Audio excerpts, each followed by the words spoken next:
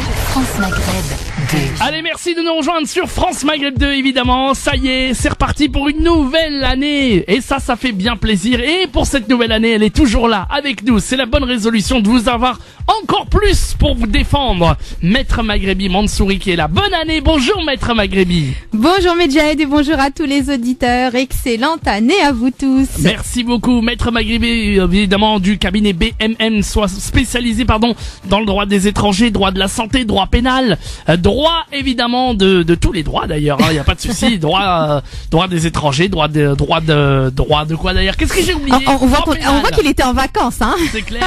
C'est clair. Bah voilà, je vais réviser ma leçon, hein.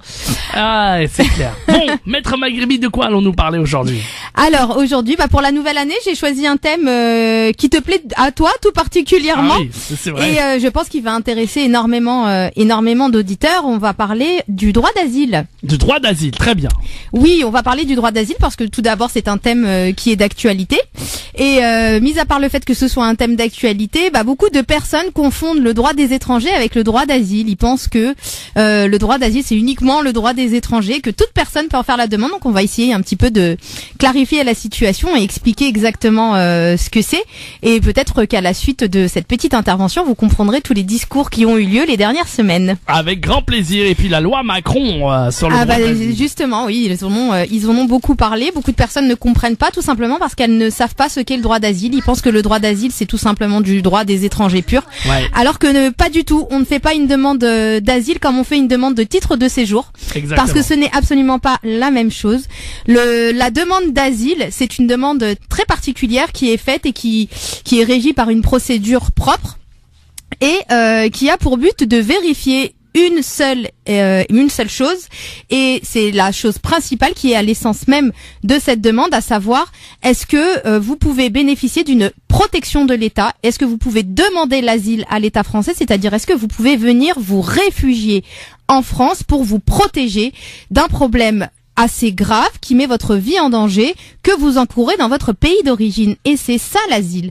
L'asile, c'est quitter son pays parce qu'on est en danger, soit en raison de ses opinions politiques, soit en raison de ses engagements, soit en raison de son opposition au gouvernement qui est en place. Et donc on ne trouve pas d'autre solution que de devoir quitter pères et mères, affaires, argent et partir se réfugier dans un autre État, et en l'occurrence l'État qui est en tout cas réputé dans le monde entier pour être la terre d'asile, la France. Donc voilà, donc il faut bien comprendre que lorsque vous venez demander l'asile en France, c'est que vous venez mettre en avant un risque pour votre vie et que vous êtes en danger. Donc c'est une procédure qui n'a rien à voir avec le titre de séjour vie privée et familiale, le titre de séjour salarié, le titre de séjour pour soins que vous pourriez éventuellement demander. Donc comment se passe la demande d'asile, parce que c'est une procédure qui est assez complexe, qui est assez longue. Donc je vais pas vraiment rentrer dans les détails dans chaque détail. Mais ce qu'il faut savoir, c'est que lorsque vous arrivez en France et que vous venez en France pour faire une demande d'asile, vous devez il y a d'abord une demande d'enregistrement en préfecture à faire.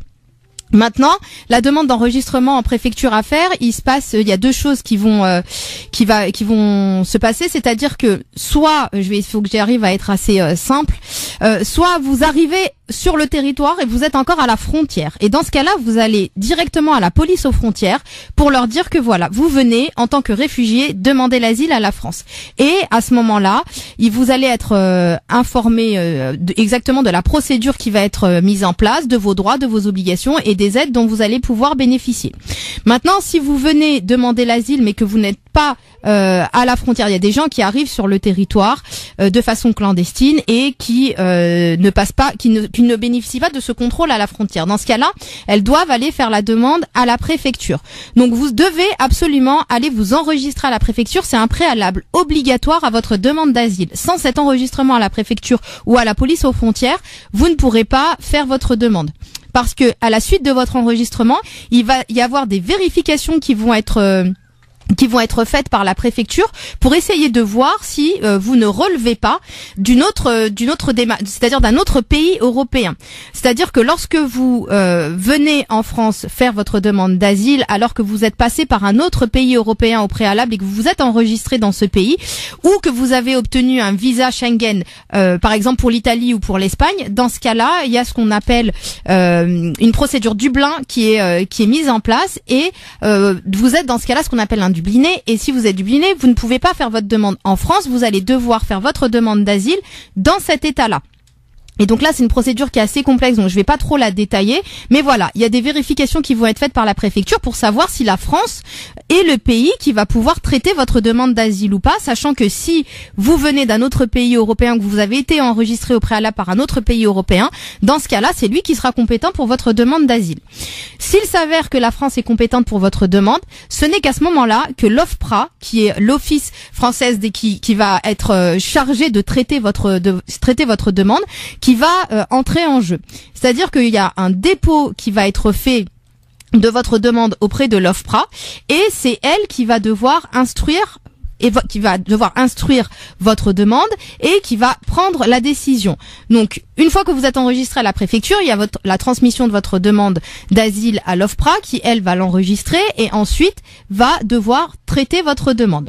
Lorsqu'elle va traiter votre demande, et c'est là où c'est assez compliqué parce que, et c'est ce qu'on voit régulièrement à la télé en ce moment, vous allez devoir passer ce qu'on appelle l'entretien. L'entretien à l'OFPRA, c'est assez compliqué parce que ça va être un entretien que vous allez passer dans un petit bureau, et pour examiner pour l'examen de votre demande, vous allez avoir le droit à un interprète, vous allez avoir le droit à un avocat, vous allez avoir le droit éventuellement d'être accompagné par un membre d'association qui seront là pour défendre le droit des étrangers ou les demandeurs d'asile. Et c'est à ce moment-là, c'est durant cet entretien qu'on va vous poser énormément de questions pour essayer de comprendre votre histoire, de connaître votre récit et les raisons pour lesquelles vous avez été amené à quitter votre pays pour pouvoir venir en France demander l'asile et demander une protection. Et c'est au regard de ce récit et de ce que vous allez dire qu'on va déterminer si oui ou non vous allez pouvoir bénéficier du statut de réfugiés. Et c'est assez compliqué parce que il va falloir que vous soyez extrêmement précis et que vous ayez avec vous des éléments probants pour pouvoir prouver que vous êtes en danger dans votre pays. Donc souvent, ça va être un mandat d'arrêt, ça va être des condamnations, ça va être un article de presse, ça va être plusieurs documents que vous pourriez avoir avec vous qui permettront de pouvoir déterminer, ou en tout cas de pouvoir forger la conviction de la personne qui va vous faire passer l'entretien pour qu'elle puisse décider si oui ou non vous pouvez relever de l'asile. Et si elle considère que votre demande n'est pas vraiment justifiée, qu'elle n'est pas fondée, que pour elle vous ne relevez pas de la demande d'asile, peut-être parce que le pays dont vous êtes issu ne figure pas parmi les pays qui sont considérés comme étant des pays en danger, ou tout simplement que vous êtes issu d'un pays sûr, dans ce cas-là, ça va être assez compliqué et vous allez devoir faire un recours de cette décision devant la Cour nationale du droit d'asile. Et il y en a qu'une seule en France, elle se trouve à Montreuil, et c'est elle qui est compétente pour pouvoir revenir sur une décision de l'OFPRA. Donc, ce qu'il faut savoir, c'est que lorsque vous arrivez, vous devez faire un enregistrement à la police aux frontières ou à la préfecture. Une fois que votre demande est faite à la préfecture, il va y avoir des vérifications qui seront faites de sa part pour qu'elle puisse transmettre votre demande à l'OFPRA. L'OFPRA qui, elle, est la structure compétente pour traiter votre demande et donc vous faire passer l'entretien qui va être déterminant pour savoir si oui ou non vous pouvez relever du statut de réfugié. Et si elle considère que vous n'avez pas d'éléments suffisants, elle va émettre un refus que vous allez devoir contester devant la Commission nationale du droit d'asile. Donc c'est une procédure qui est assez compliquée, qui est assez longue. Sachez que pendant l'examen de votre demande, vous allez avoir le droit au travail et le droit de bénéficier d'aide sociale, de nombreuses aides sociales d'ailleurs, et même le droit d'être hébergé, et que c'est assez donc ça peut être assez long parce qu'il faudra déterminer si oui ou non vous pouvez bénéficier du statut de réfugié, et si vous ne pouvez pas bénéficier du statut de réfugié, est-ce que vous pourriez à tout le moins bénéficier de la protection subsidiaire. Donc voilà, c'est assez complexe, hein. Comme je vous disais, je rentrerai pas trop dans le détail puisque la procédure est très particulière. Elle n'a vraiment rien à voir avec la procédure classique devant la préfecture. Mais vraiment, gardez bien à l'esprit une chose, et c'est le message que le gouvernement est en train d'essayer de faire passer en ce moment.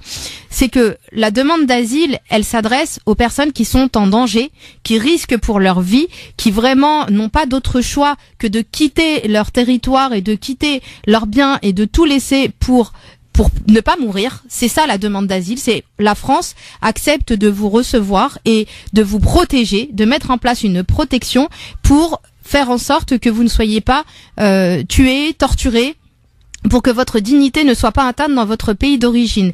Mais la demande d'asile ne s'adresse absolument pas, je ne sais pas si je dois dire hélas ou pas, mais en tout cas tel est l'état du droit actuel. Cette demande ne s'adresse absolument pas aux personnes qui n'ont pas les ressources suffisantes pour vivre convenablement dans leur pays. C'est-à-dire que si vous quittez votre pays parce que vous n'avez pas d'argent, que vous n'arrivez pas à manger à votre faim, que vous n'arrivez pas à vous loger de façon digne, eh bien même si votre dignité est atteinte et même si c'est une situation qui est extrêmement grave, eh bien hélas ça ne rentre pas et ça ne relève pas du statut de demandeur d'asile parce que ça ne correspond pas au statut de réfugié tel qu'il est prévu par les textes aujourd'hui.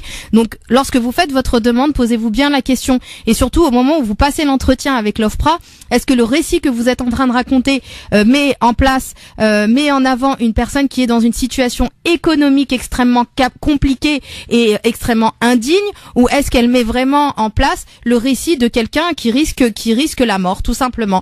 Et parce que si vous mettez en avant le récit de quelqu'un qui risque pour sa dignité, qui a juste sa dignité qui est atteinte, je dis juste, c'est un peu, voilà, je devrais pas, mais voilà, si c'est une question économique, eh bien, vous n'obtiendrez jamais le droit d'asile parce que vraiment, la demande d'asile et le demandeur d'asile est celui qui craint pour sa vie et c'est, en tout cas, les règles qui sont mises en place en France, et c'est ce que là en ce moment le gouvernement n'arrête pas d'essayer de rappeler. Si vous venez en France parce que vous craignez pour votre vie, la France vous accueille parce que ça c'est une tradition en France et c'est comme ça, c'est son histoire. Mais si vous venez parce que vous êtes un réfugié économique, eh bien dans ce cas-là vous n'obtiendrez pas votre statut de réfugié. Vous avez bien fait en tout cas de préciser tout ça, Maître Maghrebi, et voilà ce qu'il en était pour la demande d'asile. Bien, et ben maintenant les amis, eh bien c'est à vous de jouer, chers auditeurs et auditrices, et c'est à vous de nous appeler si vous avez une question à poser à Maître Maghrebi sur tout le droit, les amis, droit des étrangers, droit de la santé, droit du travail, droit pénal. Eh bien vite, un numéro de téléphone. Il a révisé sa fiche. Tout à fait, j'ai révisé ma fiche. Ça y est, c'est bon, on est au top et on attend tous les auditeurs, toutes les questions gratuites en direct à la radio. C'est ça qui est bien. On vous répond à une situation, à une demande, quelle que soit la demande. Il suffit de nous appeler dès maintenant. 0892 23 99 50. Étoile est le choix numéro 1. 0892 23 99 50. C'est la consultation instantanée. Et elle répond gratuitement à votre question d'ordre juridique en direct à la radio. Donc allez-y, quel que soit en province, que ce soit à Paris ou en région parisienne, et surtout quelle que soit la question sur votre droit des étrangers, droit du travail, droit pénal, ou tout ce que vous voulez en matière de droit, les amis. Vous avez une situation à passer à Maître Maghrebi, eh ben n'hésitez pas à nous appeler, vous serez directement en direct. Vous avez déposé une demande de regroupement familial, vous avez demandé le titre de séjour, vous ne comprenez pas pourquoi vous avez un refus, bref, toutes les questions possibles et inimaginables, gratuitement en direct à la radio. 0892 23 99 50, c'est à vous de jouer. C'est vous les boss de cette émission pour cette émission juridique. 0892 23 99 50. À tout de suite. France Maghreb 2. France Maghreb 2. Allez, nous sommes de retour sur France Maghreb 2 avec Maître Maghrebi Mansouri, bien sûr, du cabinet BMM, spécialisé dans le droit du travail, droit de la santé, droit des étrangers, droit pénal, droit du travail. Si vous souhaitez prendre un rendez-vous avec Maître Maghrebi, ben c'est le moment, justement. En ce début janvier, elle est disponible pour vous. Vous pouvez l'appeler, bien sûr, pour des consultations privées à son cabinet au 06 12 14 34 96. Notez bien son numéro de téléphone. 06 12 14 34 96. Une avocate efficace, honnête et qui évidemment vous aidera dans tous vos dossiers en tous les cas. Donc n'hésitez pas, 06 12 14 34 96. Mais pour l'instant, on répond gratuitement à vos questions. 0892 23 99 50. On va tout de suite rentrer dans le vif du sujet, maître. Et on a Aïcha qui nous appelle de Metz. Bonjour Aïcha. Bonjour. Bonjour, bonjour. Comment allez-vous Aïcha? Ça va et vous? Mais ça va bien, du côté de la Moselle, la Metz. On On est ravis de vous accueillir. Maître Maghrebi vous écoute, Aïcha. Merci. Bonjour, Maître Maghrebi. Bonjour Aïcha. Voilà, j'ai une question concernant le droit des étrangers. Oui. Alors, en fait, j'ai ma maman qui est malade et moi, je travaille énormément et j'ai pas le temps de m'occuper d'elle. Et j'aimerais en fait faire un visa à ma cousine qui se trouve au Maroc. Et voilà, je souhaite la ramener et par le biais de ce visa, est-ce que je pourrais, à votre avis, parce que je connais pas du tout, demander après comme quoi, est-ce qu'elle peut rester juste pour garder ma mère? Mais je sais pas comment que ça s'appelle, donc je vous dis ça avec mes mots simples. Hein. Est-ce que c'est possible ça? Alors, je veux pas qu'il y ait de soins à domicile, je voudrais que ce soit quelqu'un de chez nous qui s'occupe de ma mère en fait. Alors ça c'est ça peut être envisageable, mais tout va dépendre de votre préfecture et de la manière dont vous allez le justifier. C'est ce qu'il faudra faire, c'est une demande de titre de séjour vie privée et familiale avec circonstances exceptionnelles.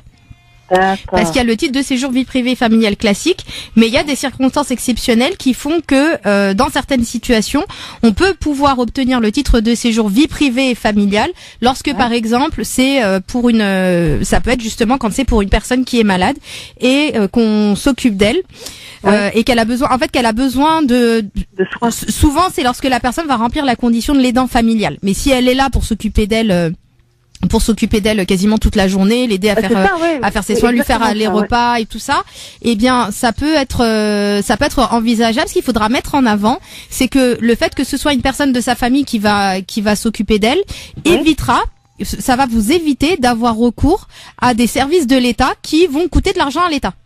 Ben, c'est ce que, voilà, ça c'est pas mal. Ouais, mais il faut le mettre en avant. C'est l'idée là que j'avais en tête, mais je savais pas comment monter mon dossier. Ouais, bah c'est titre de séjour vie privée et familiale avec circonstances exceptionnelles. Et dans les circonstances exceptionnelles, vous mettez le lien de parenté, l'état de santé de votre mère, le fait qu'elle ait vraiment besoin. Faudra bien justifier le fait qu'elle ait besoin de quelqu'un, de quelqu'un toute la journée qui s'occupe d'elle pour ses courses, pour les repas. Que vous mettez le fait que vous travaillez, donc que vous êtes pas en mesure de pouvoir vous occuper d'elle. Et même à la limite, si vous pouvez même faire une demande pour qu'elle ait des aides, je sais pas moi par exemple c'est des aides, il y a les aides ménagères, il y a des aides soignantes, il y a des infirmières, enfin il y a plusieurs sortes, après je connais pas son état de santé, mais monter le dossier de toutes les aides auxquelles elle peut prétendre et auxquelles elle a le droit et que le médecin accepte de demander pour elle, mais auquel vous n'allez pas avoir besoin d'y recourir parce que il y aura cette personne-là qui va s'occuper d'elle. Voilà. D'accord.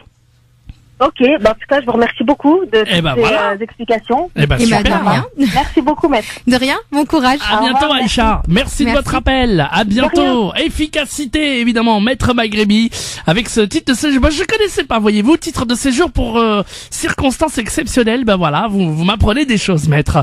0892 23 99 50 étoiles et le choix numéro 1 si vous aussi vous avez une question. Eh ben c'est gratuit, c'est la consultation instantanée. 0892 23 99 50 étoiles et le choix numéro 1. On va prendre la personne ici n'a pas pu patienter, ben c'est pas grave. Vous pouvez en tout cas continuer à nous appeler en direct à la radio, que vous soyez d'ailleurs à Paris ou en région parisienne, mais aussi tous nos auditeurs qui nous écoutent en province pour des questions sur le droit des étrangers, sur le droit du travail, droit de la santé, droit pénal, tout ce que vous voulez. Eh ben n'hésitez pas. 0892 23 99 50 étoiles et le choix numéro 1. Et puis vous avez aussi le Facebook de Maître Maghrebi, évidemment Facebook très très très actif, Maître, avec cette année plein de choses encore pour le Facebook. Pouvez-vous nous en parler un petit peu, Maître? Oui, bah écoutez, c'est donc la page Facebook s'appelle Cabinet d'avocats BMM et vous pouvez y retrouver les émissions précédentes avec des petits enregistrements de thèmes auxquels on essaye de répondre de façon assez brève. On a également des personnes qui nous posent des questions, donc on essaye de répondre à leurs questions et de mettre un petit peu en avant l'actualité juridique. Donc voilà, c'est une page qui peut être assez riche et intéressante et elle dépend beaucoup de vous parce que souvent ça va dépendre des demandes que vous allez faire et ça permet aussi de pouvoir choisir les thèmes qu'on aborde tous les samedis parce que j'ai beaucoup de propositions de thèmes qui sont faites via cette page via cette page Facebook. Donc c'est assez intéressant si vous avez si vous avez des questions ou des thèmes que vous aimeriez qu'on aborde, et faut pas hésiter, vous laissez un petit message et nous on en tient compte. Exactement. Merci beaucoup maître pour cette page Facebook, donc cabinet d'avocats BMM, c'est ça? Absolument. Sur Facebook. Allez, 0892 23 99 50. On continue avec Nadia qui nous appelle d'Asnières-sur-Seine. Bonjour Nadia. Oui, bonjour, bonjour maître. Bonjour. Voilà, moi j'ai une question en fait d'ordre santé. J'ai subi une intervention au mois de juillet donc dans une clinique. Oui. Et malheureusement ça a été mal fait et j'ai dû refaire une autre intervention là dernièrement. Par contre, le chirurgien qui l'a mal fait en fait est parti à la retraite.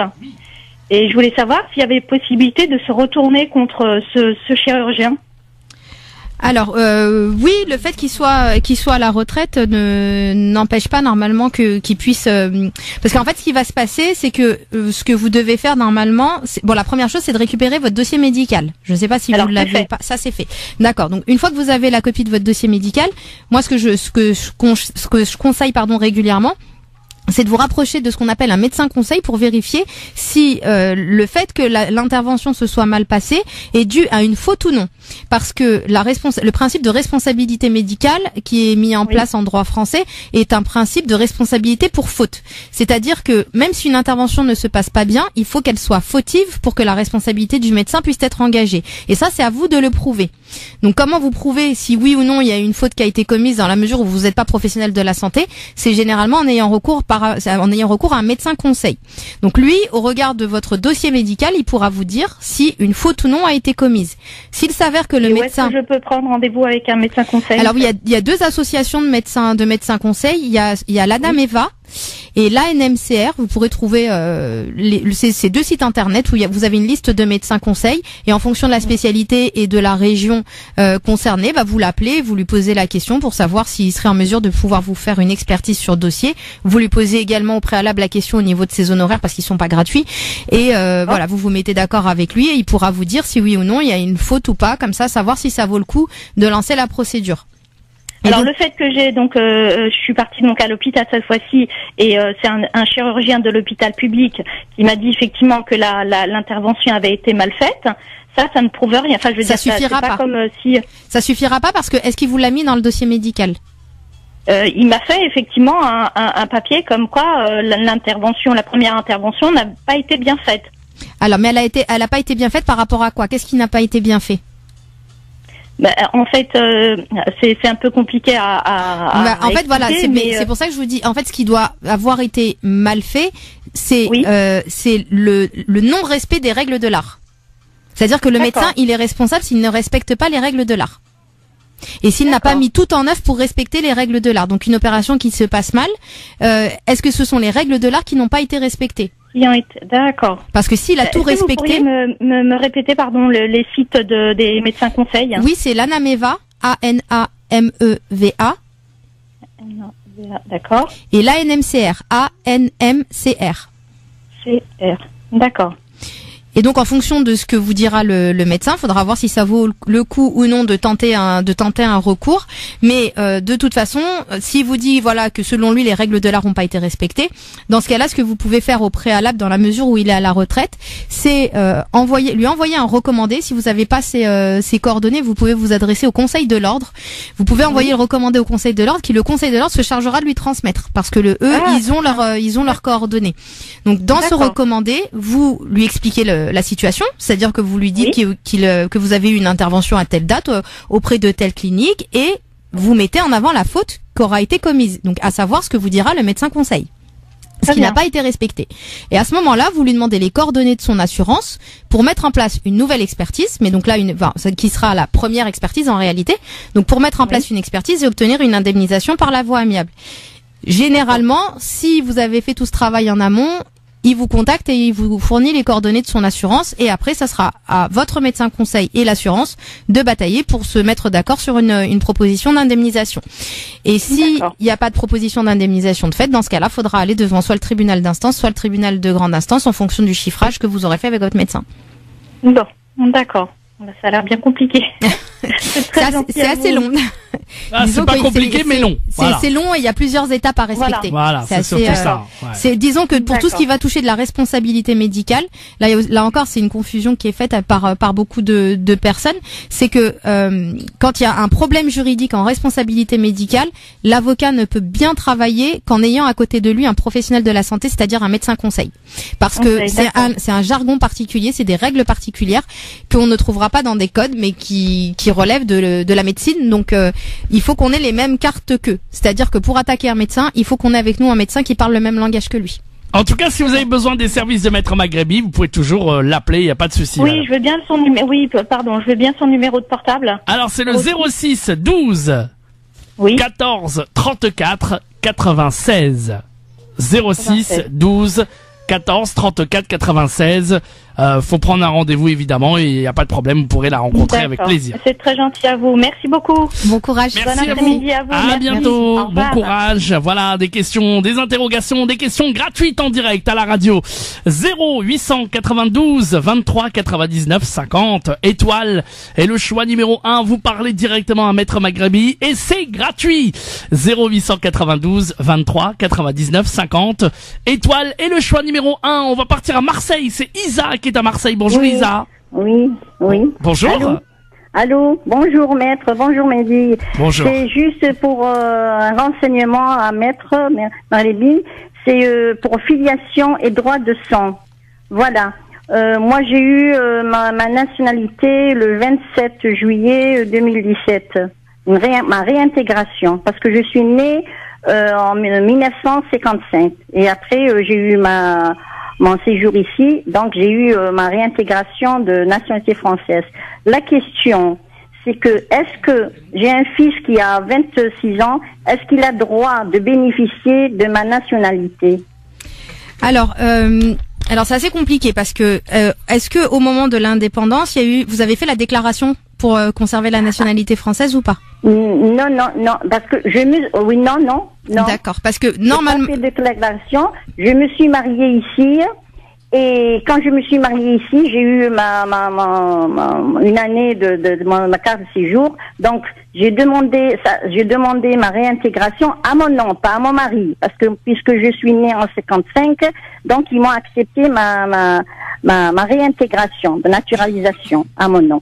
Voilà. Donc la question, est-ce que mon fils a droit de bénéficier de ma nationalité? Alors dans le principe comme ça, non. Parce que il faut qu'il y ait la déclaration qui soit faite. Maintenant, non, moi j'ai pas de déclaration, j'ai eu directement ma réintégration. D'accord, parce que la réintégration en elle seule, elle confère pas de droit automatique aux enfants. Ah bon? Oui. Là, on a beaucoup de refus, surtout en ce moment, et c'est une réintégration par décret ou par déclaration? Par décret. Oui. Donc non, la réintégration par décret, c'est pas automatique. Ah d'accord. Donc il n'a pas droit de bénéficier de ma nationalité. Là vraiment, après c'est sous toute réserve parce que je connais pas vraiment votre dossier, mais là comme ça d'après ce que vous me dites, automatiquement non, pas de façon automatique. Non, en ce moment on a beaucoup de refus. Parce il faut que pour qu'il y ait transmission de la nationalité française, il faut qu'il y ait la déclaration qui soit faite avant 1967. Non, ça non, mais non. Est-ce que vous pouvez vous concerner pour mon dossier? Est-ce que vous pouvez, je peux vous contacter? Oui, bien sûr, il n'y a pas de souci. Oui, il y a pas de. Et est-ce que c'est-à-dire, je fais un dossier et vous allez faire le nécessaire pour moi? Est-ce que c'est possible? De monter le dossier avec Maître Maghrebi, c'est ça, de la nature. Non, là, je pense que ce que vous voulez savoir, de vérifier si votre fils remplit les conditions pour pouvoir bénéficier de votre nationalité. Voilà, oui. Très bien. Oui, ça c'est voilà. C'est possible, oui. Il n'y a pas de problème, elle va faire ça pour vous, vous la contactez, il n'y a pas de souci, d'accord? D'accord. Et est-ce que si c'est possible, même si c'est pas possible, est-ce qu'elle peut défendre les droits de mon fils? Non? Après, faudra voir avec lui, justement, en fonction des différentes procédures qui existent pour obtenir la nationalité française, dans laquelle il pourrait, de laquelle il pourrait se rapprocher le plus pour voir qu'on mette ensemble, en place la procédure et surtout monter le dossier. Faudra voir, on monte un dossier. Et comment vous contactez parce que moi j'habite à Marseille. Comment on fait pour... Ça c'est pas un souci, vous pouvez m'appeler. Parce que mon fils il est à Marseille, hein. Oui, ça c'est pas un problème. On est compétent Oui. sur toute la France, il y a pas de Donc problème. comment on fait? Moi Alors, moi, j'aimerais je me bien déplace- que vous me défendiez, que je voilà. Il y a pas de après, souci. Bah, vous me contactez et puis on verra ensemble comment on peut faire. Voilà. Et je vous contacte en privé ou sur toujours le même en radio? Oui, en privé, Oui, en privé. évidemment, madame. Oui, oui. Je peux avoir le numéro s'il vous plaît? Oui, 06 12 Oui. 14 Oui. 34 96. 14 34 96. Voilà, 06 Ah 12 ben. 14 34 Oui. 96. Vous appelez, Ah vous ben, prenez un très bien. rendez-vous. Allez. Il y a c'est des bon. rendez-vous téléphoniques, il n'y a pas de souci, ok? Allez, merci beaucoup. De rien, Allez, au Lisa. revoir. Vive Bon, Marseille. merci, au revoir. À bientôt. Au revoir, maître. Merci, Au revoir. Nelly. Au revoir, maître. Au revoir. À Au bientôt. revoir. On continue. 0892 Il sait 23. que j'aime Marseille. Ah, oui, je sais que vous adorez Marseille. Bah, vous irez faire un petit tour là-bas. Ah, bah, Pour j'y vais défendre son- régulièrement. Bah voilà. Oui, oui. Ah, vous y allez régulièrement en plus. Bah voilà. Bah oui. Donc vous irez défendre la cliente évidemment. Allez 0892 23 99 50. Vous parlez à Maître Maghrébi, vous répondez. Elle répond gratuitement à vos questions. C'est la consultation instantanée. 0892 23 99 50. Vous êtes pas trop fatigué, Maître? Non. Eh ben on enchaîne avec un nouvel. Jamais lorsque je suis Ah bah dites donc, aujourd'hui ça cartonne. On prend un nouvel appel, une auditrice qui est là. Allô, bonsoir, bonjour.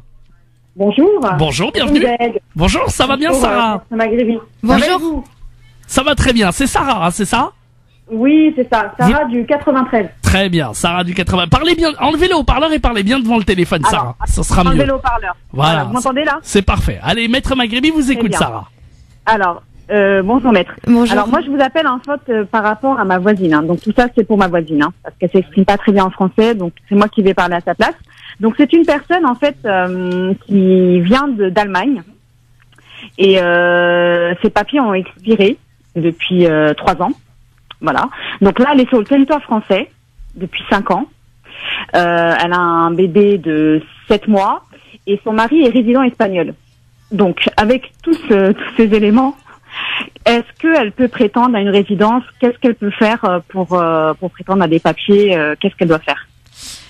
Alors, Sachant que nous sommes partis voir un avocat, c'est un peu compliqué. Donc je voudrais avoir votre point de vue afin de voir. alors, déjà, si on s'arrête sur le droit commun en matière de droit des étrangers, comme ça, sur les règles qui sont dans le code des étrangers, elle remplit pas les conditions pour pouvoir obtenir un titre de séjour. D'accord. Parce que le titre de séjour classique pour obtenir qu'on peut obtenir, c'est le titre de séjour vie privée et familiale, le classique quand on est en France, parce que là vous me dites qu'elle est là depuis 5 ans. Et, Elle est là depuis 5 ans, on oui. peut l'obtenir lorsqu'on est en France depuis 10 ans continu. Et qu'on Ah, arrive à c'est 10 ans prouver. continu, C'est d'accord. 10 ans. Donc beaucoup de personnes pensent que sans avoir les Depuis 10 5 ans, ans, oui, on peut c'est vrai. avoir le titre de séjour vie privée et familiale. Non, ce qui est prévu par la loi, c'est 10 ans. Maintenant, il y a eu la D'accord. circulaire qui a été mise en place. Mais c'est qu'une circulaire, c'est la circulaire Valls qui, elle, prévoit, en fait, elle demande aux préfectures d'étudier de façon attentive certaines situations.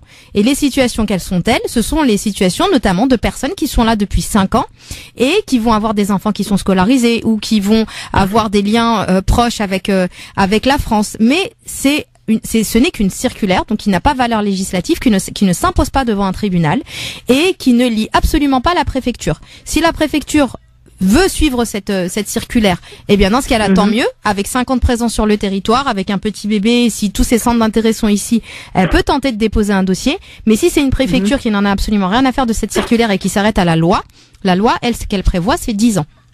Et absolument pas 5 ans.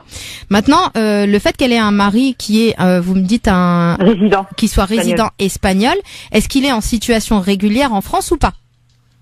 Pas du Parce tout, que le non. fait Il est d'avoir- résident espagnol. Voilà. Donc, le fait d'avoir un conjoint qui ne soit pas de façon stable, enfin de façon régulière en France, il ne pourra pas lui être un argument pour qu'elle puisse régulariser sa situation. Oui, parce Donc- que voilà, en fait, votre consoeur, on est parti voir quelqu'un qui nous.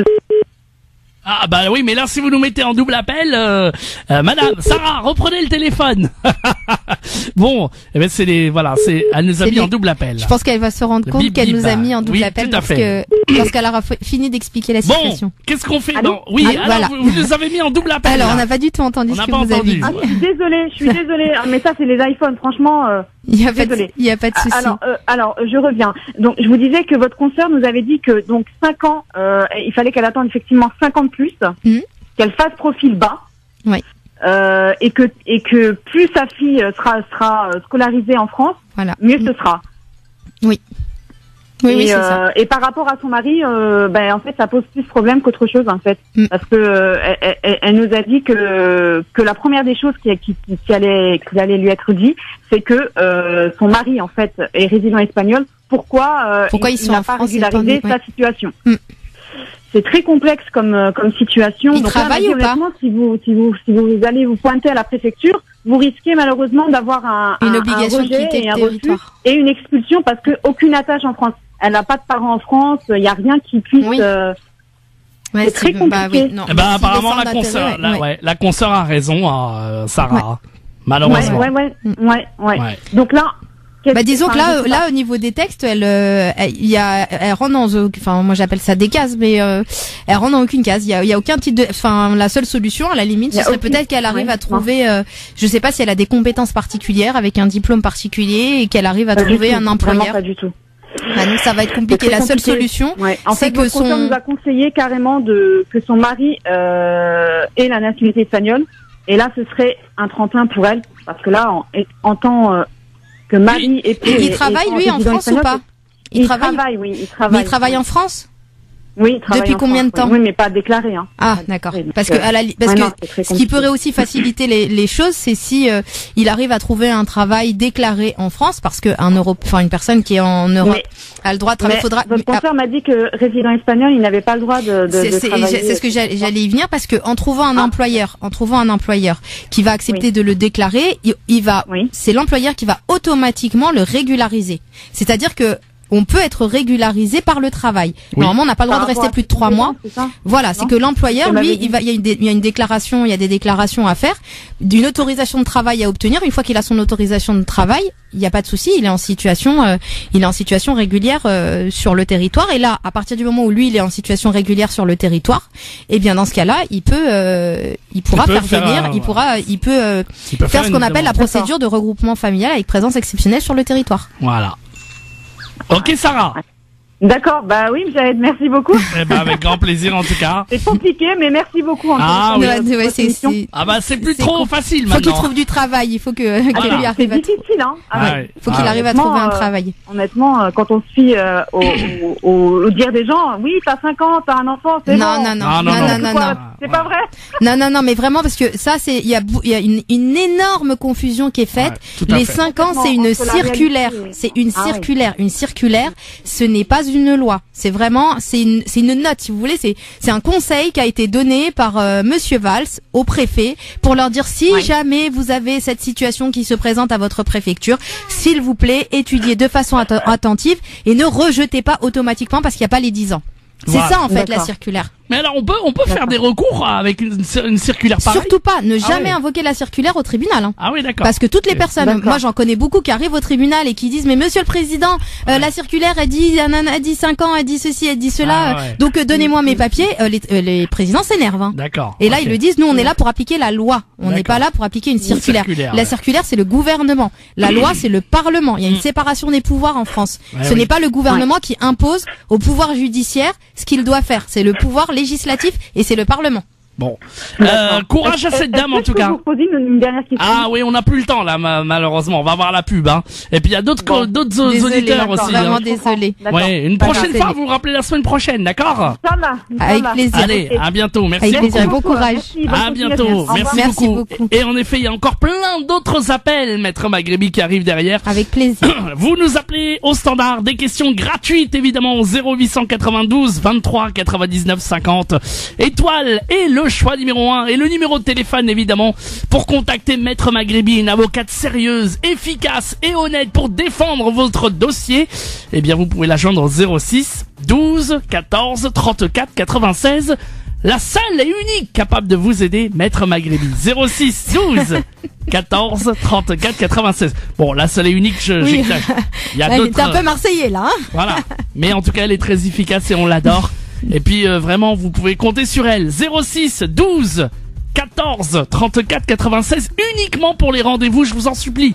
Voilà. Dans un instant, donc d'autres questions gratuites. 0892 23 99 50. On va en prendre un maximum. À tout de suite. France France Maghreb 2. Le temps passe super vite les amis. Maître Maghrebi répond à toutes vos questions et puis Maître Maghrebi est joignable évidemment. On rappelle son numéro de téléphone si vous souhaitez prendre rendez-vous avec elle, mais uniquement pour les rendez-vous. Maître Maghrebi vous répond au 06 12 14 34 96. Elle est bien entendu du cabinet BMM, spécialisé dans le droit des étrangers, droit de la santé, droit du travail, droit pénal, droit des étrangers également. Un souci, une interrogation et surtout un rendez-vous avec elle si vous voulez un avocat efficace et honnête. 06 12 14 34 96. Maître, on va prendre les derniers appels. On va prendre Oumaima qui est avec du 93. Oumaima, bonsoir. Bonjour, pardon. Oui, bonjour à vous. Bonjour. Bonjour. Alors pareil que l'autre auditrice, enlevez-moi le haut-parleur s'il vous plaît, Oumaima. J'ai le kit main libre, vous m'entendez bien? Voilà, le kit main libre, oui. Allez-y, on vous écoute pour votre question, Oumaima. Vous m'entendez là? Oui, on vous entend, allez-y. Oui, alors, écoutez Max, en fait, je vous appelle parce que je me suis remis avec mon ex-mari. Là, je me suis remis avec lui en août et mon jugement de divorce est arrivé en septembre 2017. Et là, on s'est séparés en décembre 2017 et j'aurais souhaité savoir ce qui allait advenir en fait, parce que j'ai redéposé une plainte au commissariat à Tanséré. Et donc, j'aurais souhaité savoir ce qui allait advenir maintenant, au niveau pénal. Ce qui va advenir, vous avez déposé une plainte pour quel motif? Pour violence. Vous avez été voir le médecin? Il vous a envoyé voir le médecin? J'ai un rendez-vous avec le médecin de la police dans pas longtemps. D'accord. Mais du coup, après, c'est ce qui va se passer, parce que j'ai une petite fille de 2 ans et demi avec lui. Le jugement, dans le jugement, il y a écrit qu'il doit l'avoir en lieu médiatisé 2 fois par mois. Oui. Et qu'il y a une pension à verser et tout ça. Il a été condamné la première fois à 5 ans et demi avec sursis. Et du coup, là, je sais pas du coup ce qui va se passer au niveau pénal. 5 mois, vous voulez dire? Pardon? 5 mois, vous voulez dire? Parce que vous m'avez dit, il a été condamné à 5 ans avec sursis? Oui. D'accord. Là, son sursis risque de... Nous, pour dire les choses plus communément, le sursis va sauter.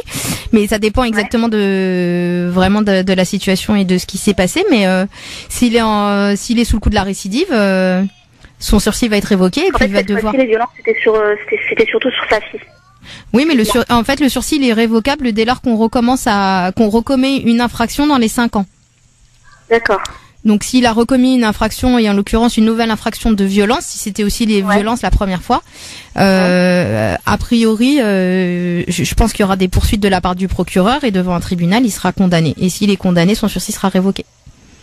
Donc il devra exécuter la première peine plus la deuxième. Pourquoi il risque d'avoir une autre peine encore avec cette fois-ci? Il devra exécuter la première et il en aura une deuxième pour la plainte pour les faits de décembre 2015. Mais du coup, pour le jugement de divorce avec le lieu médiatisé et tout ça, est-ce que ça va rester ou pas tout ça ce qu'avait dit le juge la première fois? Alors s'il y a une urgence et que si on est dans une situation d'urgence, il faut ressaisir le juge en urgence pour demander à ce que ces mesures soient modifiées. Et c'est moi qui dois ressaisir le juge. Je dois prendre un avocat, alors c'est ça pour la première fois. Oui. Faire une modification des demandes en urgence. Et est-ce que j'attends du coup mon rendez-vous avec le médecin de la police ou est-ce que je le fais tout de suite chercher un avocat? Là, vous pouvez saisir le juge tout de suite et en même temps vous allez, faudra absolument aller au rendez-vous parce que ça va être le médecin de la police en fait c'est les UMJ, c'est-à-dire vous allez aller à l'hôpital et il va devoir déterminer votre taux d'ITT et c'est extrêmement important parce que c'est ce qui va déterminer la suite de la procédure. Donc, faudra vraiment expliquer au médecin tout ce qui s'est passé et mettre en avant tous les problèmes. Donc on pourrait essayer d'avoir un taux qui soit le plus important possible. Et en même temps, en parallèle, vous mettez en place la procédure en urgence pour lui faire retirer son droit de visite. Bien. On a malheureusement plus le temps, Sarah, mais bougez pas, on va vous reprendre en antenne. Bougez pas, on va voir si on peut vous parler en antenne. Ne bougez pas. Allez, Maître Maghrebi, merci pour tout. Ça passe déjà très très vite. On vous laisse conclure. Ça passe très vite. Merci à tous les auditeurs pour leurs appels et leur soutien. J'espère que ce thème vous aura intéressé aujourd'hui. N'hésitez pas à me faire vos propositions pour la semaine prochaine. Je vous souhaite encore une excellente année 2018. Je vous souhaite plein de belles choses. Et puis surtout, commencez-la bien parce que, comme je vous dis à chaque fois, vous avez des droits. Donc commencez par les faire respecter. Bye bye. À la semaine prochaine. Bye Ciao. bye. Salut. France Maghreb 2. France Maghreb 2. Et si vous êtes dubliné, vous ne pouvez pas faire votre demande en France. Vous allez devoir faire votre demande d'asile dans cet état-là. Et donc là, c'est une procédure qui est assez complexe, donc je vais pas trop la détailler. Mais voilà, il y a des vérifications qui vont être faites par la préfecture pour savoir si la France est le pays qui va pouvoir traiter votre demande d'asile ou pas, sachant que si vous venez d'un autre pays européen, que vous avez été enregistré au préalable par un autre pays européen, dans ce cas-là, c'est lui qui sera compétent pour votre demande d'asile. S'il s'avère que la France est compétente pour votre demande, ce n'est qu'à ce moment-là que l'OFPRA, qui est l'Office française qui va être chargé de traiter votre demande, qui va entrer en jeu. C'est-à-dire qu'il y a un dépôt qui va être fait de votre demande auprès de l'OFPRA et c'est elle qui va devoir instruire votre demande et qui va prendre la décision. Donc, une fois que vous êtes enregistré à la préfecture, il y a la transmission de votre demande d'asile à l'OFPRA qui, elle, va l'enregistrer et ensuite va devoir traiter votre demande. Lorsqu'elle va traiter votre demande, et c'est là où c'est assez compliqué parce que, et c'est ce qu'on voit régulièrement à la télé en ce moment, vous allez devoir passer ce qu'on appelle l'entretien. L'entretien à l'OFPRA, c'est assez compliqué parce que ça va être un entretien que vous allez passer dans un petit bureau et pour examiner pour l'examen de votre aller directement à la police aux frontières pour leur dire que voilà, vous venez en tant que réfugié demander l'asile à la France. Et à ce moment-là, vous allez être informé exactement de la procédure qui va être mise en place, de vos droits, de vos obligations et des aides dont vous allez pouvoir bénéficier. Maintenant, si vous venez demander l'asile mais que vous n'êtes pas à la frontière, il y a des gens qui arrivent sur le territoire de façon clandestine et qui ne passent pas, qui ne bénéficient pas de ce contrôle à la frontière. Dans ce cas-là, elles doivent aller faire la demande à la préfecture. Donc vous devez absolument aller vous enregistrer à la préfecture, c'est un préalable obligatoire à votre demande d'asile. Sans cet enregistrement à la préfecture ou à la police aux frontières, vous ne pourrez pas faire votre demande. Parce que à la suite de votre enregistrement, il va y avoir des vérifications qui vont être faites par la préfecture pour essayer de voir si vous ne relevez pas d'une autre démarche, c'est-à-dire d'un autre pays européen. C'est-à-dire que lorsque vous venez en France faire votre demande d'asile alors que vous êtes passé par un autre pays européen au préalable et que vous vous êtes enregistré dans ce pays ou que vous avez obtenu un visa Schengen par exemple pour l'Italie ou pour l'Espagne, dans ce cas-là, il y a ce qu'on appelle une procédure Dublin qui est mise en place et vous êtes dans ce cas-là ce qu'on appelle un Dubliné, parce que le droit d'asile c'est uniquement le droit des étrangers, que toute personne peut en faire la demande. Donc on va essayer un petit peu de clarifier la situation et expliquer exactement ce que c'est, et peut-être qu'à la suite de cette petite intervention vous comprendrez tous les discours qui ont eu lieu les dernières semaines. Avec grand plaisir. Et puis la loi Macron sur le droit d'asile. Justement, oui, ils en ont beaucoup parlé. Beaucoup de personnes ne comprennent pas, tout simplement parce qu'elles ne savent pas ce qu'est le droit d'asile. Ils pensent que le droit d'asile c'est tout simplement du droit des étrangers purs, alors que pas du tout. On ne fait pas une demande d'asile comme on fait une demande de titre de séjour. Exactement. Parce que ce n'est absolument pas la même chose. La demande d'asile, c'est une demande très particulière qui est faite et qui est régie par une procédure propre et qui a pour but de vérifier une seule chose, et c'est la chose principale qui est à l'essence même de cette demande, à savoir est-ce que vous pouvez bénéficier d'une protection de l'État, est-ce que vous pouvez demander l'asile à l'État français, c'est-à-dire est-ce que vous pouvez venir vous réfugier en France pour vous protéger d'un problème assez grave qui met votre vie en danger, que vous encourez dans votre pays d'origine. Et c'est ça l'asile. L'asile, c'est quitter son pays parce qu'on est en danger, soit en raison de ses opinions politiques, soit en raison de ses engagements.